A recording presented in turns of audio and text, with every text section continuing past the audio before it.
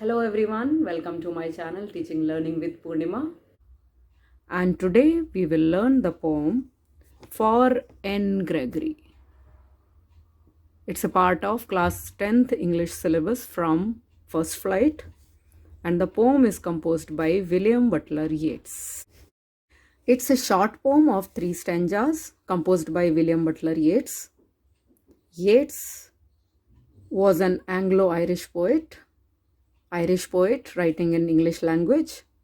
He is better known for writing romantic poetry related to nature, life, and he has also composed many poems on nationalistic themes. He was a devout patriot, so he has written poems on Irish subjects and themes. This poem for Anne Gregory is a simple and short poem, but it has a deeper meaning and wider perspective. Deeper meaning. There is deep meaning beyond the lines and wider perspective. It discusses how physical beauty is taken for real beauty by people of the world. If we talk about beauty, we always think about physical beauty, how the person looks, how the person appears to be. Worldly people also think how physical beauty is very important, but actually, according to the poet, it is insignificant, unimportant, and it is unreal in our life. He also stresses, means giving emphasis, that physical beauty should not be the basis for love life. Physical beauty should not be considered if you love someone, because physical beauty is not permanent. It is transient. It is short-lived. Physical beauty will perish. It will fade away with the passage of time. But love is permanent. That is why physical beauty should not be the basis of love. This poem is composed as a dialogue between two people. One is poet and the other is a girl. She is Anne Gregory. Anne Gregory is the granddaughter of Lady Augusta Gregory. This Lady Gregory was a dear friend of the poet William Butler Yeats. Through this dialogue, the poet conveys that there are stereotypes, false beliefs in the society, and worldly affairs, the affairs or the way of life in this world. That beauty is mainly associated with physical beauty. As I told you earlier, when we talk about beauty, we always think of physical beauty, how the person looks, eyes, nose, facial beauty, and the way the person dresses, the way the person projects himself, presents himself. So that beauty is considered to be the beauty. But poet wants to say that beauty is the spiritual beauty, beauty of spirit, beauty of soul. If a person has a beautiful soul, that person is beautiful. It doesn't matter how he or she looks. Symbolically in this poem, hair is presented as the beauty of a woman. Here in this poem, hair of Anne Gregory are used as the symbol of physical beauty. And spiritual beauty is described to be the perfect basis for love.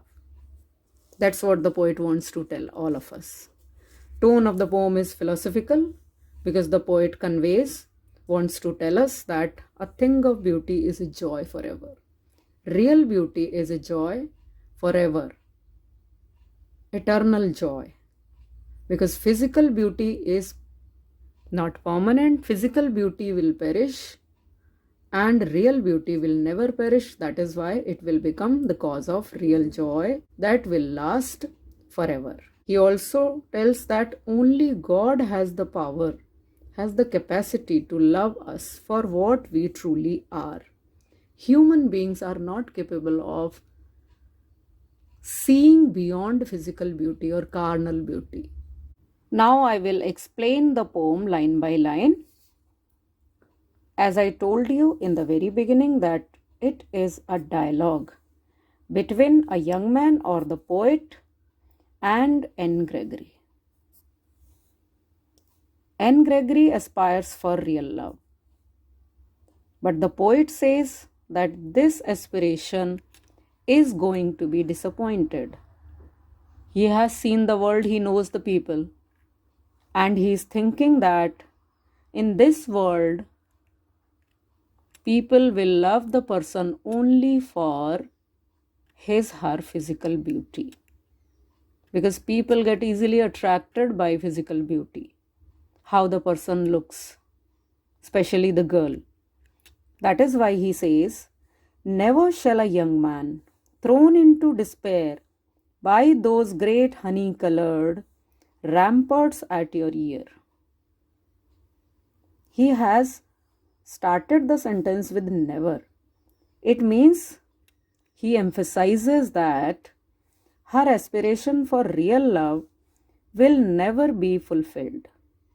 Because a young man who is thrown into despair, it means who is attracted, who is attracted by the great honey-colored ramparts. Honey-colored ramparts means yellow hair of Anne Gregory. And they are compared with honey, because honey is also somewhat yellow, golden yellow. That is why her yellow hair are compared with honey. Here we also find metaphor. And here it is double metaphor. Yellow hair are compared to the ramparts, means walls, outer walls of a fort. These are ramparts, means outer walls of a fort, to protect the fort. किसी किले को protect करने के लिए जो उसकी बाहर की दीवारें होती हैं, they are ramparts. So her yellow hair are compared with ramparts, which are honey colored, yellow color. We can also say blonde. And that is why young men will be attracted by her yellow hair, and they will be thrown into despair. They will be love stricken, they will be attracted, and they would like to love Anne Gregory for her yellow hair, which is again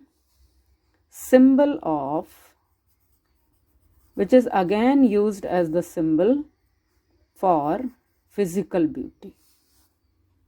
That is why the sentence is little complicated, but overall it means that young men will be attracted by your yellow hair, physical beauty, and your aspiration for real love cannot be fulfilled. They will never love you for yourself alone. They will not love you for what you are, for your personality, for your identity, for your individuality.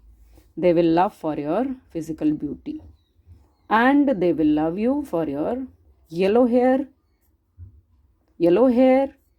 which is symbol for physical beauty.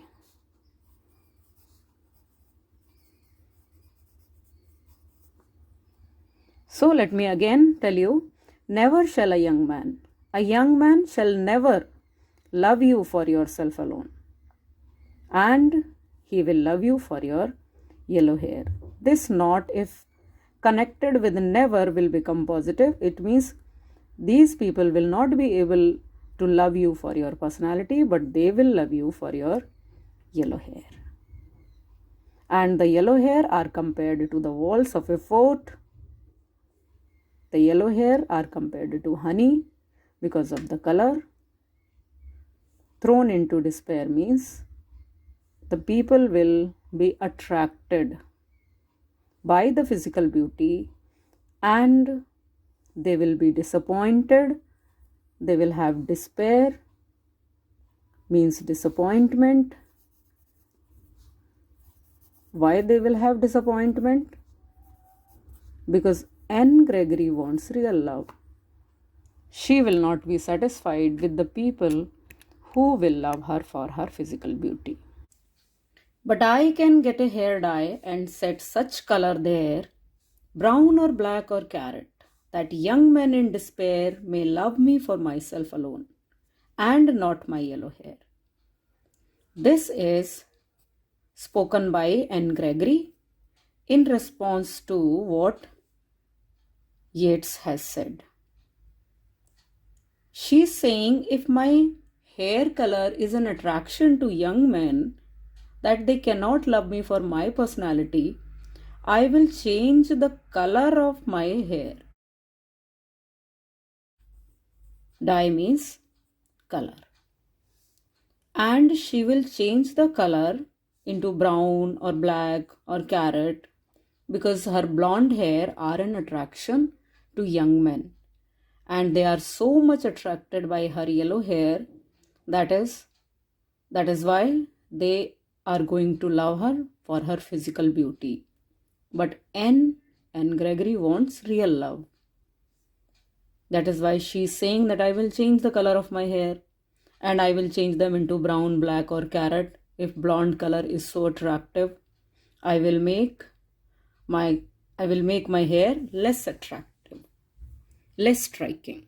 And then young men in despair, young men who are attracted by my blonde hair, then they will give attention to her personality and then they will be able to love Anne Gregory for her real personality, for her individuality. Then they will not look at her beautiful hair after coloring, after changing the color of her hair. And then they will not love me for my yellow hair, for my physical beauty. Here again, let me repeat that yellow hair is used as the symbol of physical beauty. As Anne aspires real love, she doesn't want that people should be attracted, young men should be attracted by her yellow hair or physical beauty.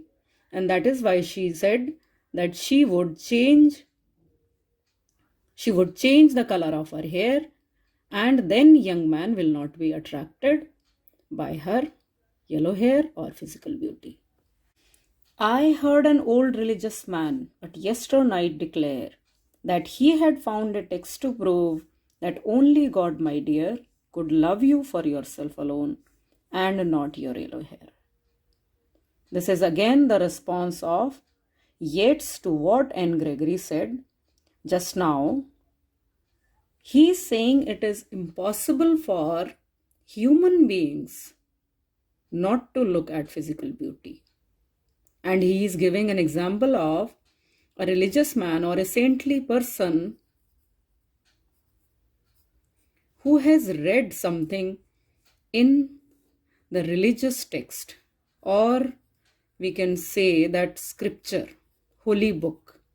He has read a line in the scripture. Yesternight here means last night, or it can be any time in past, previous night. Just previous night only he has read some lines in the holy book or scripture which can prove that only God can love you for yourself alone. God has the capability to see a person's soul.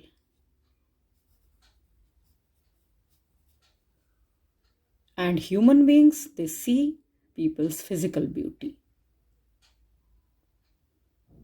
Physique, body, carnal beauty. Eyes, hair, lips, and complexion. But God, my dear, is referred to Anne Gregory. This is an apostrophe because here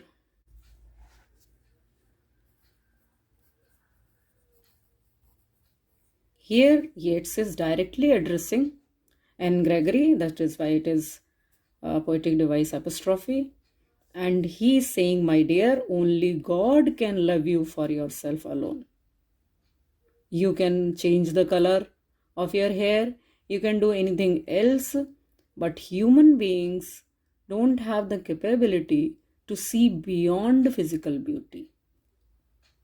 And this is written in a text which is declared by old religious person, saintly person. So in short, Yeats warns Anne Gregory that human beings cannot love you for your real personality because they don't have capability to see beyond physical beauty. Only God can love you for yourself. And God will not love you for your yellow hair or physical beauty. So through this interesting dialogue, William Butler Yeats wants to tell that human beings are full of weaknesses. They have weaknesses. They don't have an eye to see the real personality of a person. They would always see that this person is young, this is old, this is weak, this is strong, this girl is beautiful, that girl is not beautiful, he is intelligent, he is powerful, and so many other things. The people who can see the real personality, they can only give you real love. That is why this is the message that beauty should not be the basis of real love. That is the message. And we should look for real love. Because people do not get real love. Because people are loved for their physical beauty or their talents or their money, fame, power. And that is why this world is full of fake people. We have to fake to be beautiful. बहुत सारे लोग खूबसूरत नहीं होते हैं but उनको खूबसूरत दिखाने के लिए क्या क्या करना पड़ता है. So this world is full of fake people. Just because people aspire to be beautiful, powerful, rich, and so on. So the poem gives us the message that we should look for real beauty and real love. I hope you have understood the poem. If I talk about poetic devices, important poetic devices I have told you during explanation only. For example, yellow hair are used as symbol. So this is symbolism. Here it is metaphor because hair are compared with metaphor. Here also the color of hair is compared with honey. So here also we have metaphor. And these two lines, as you can see, that they are repeated in all the three sentences in entire line. So this is refrain. When the entire line is repeated partially or fully, there can be an exception of one or two words. Here also this you is me. Still it is refrain. And symbolism is used, apostrophe also I have told you. Here and there alliteration is used.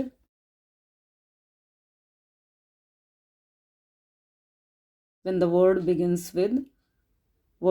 with the same consonant sound. Here it is he had, this is alliteration. If you understand, you can also pick out alliteration in other lines also. H sound is repeated here. He had, also me, myself. This is also alliteration.